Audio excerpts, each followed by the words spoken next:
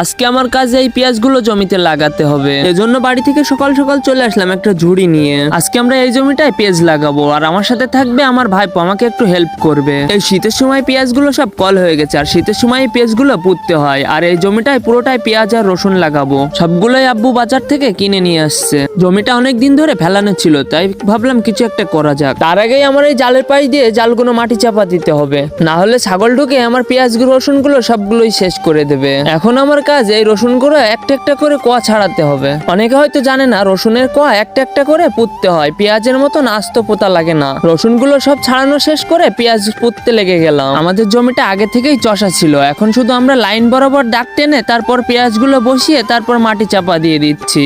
আমাদের পেঁয়াজ পোতা কমপ্লিট, এখন রসুন পোতার জন্য আমি আবার নতুন করে দাগ টানছিলাম। এভাবে লাইনবদ্ধ করেই পেঁয়াজ রসুনের চাষ করতে হয়। এখন রসুনগুলো দাগ টানা লাইনের ভিতরে সুন্দর করে বসিয়ে আমরা মাটি চাপা দিচ্ছিলাম।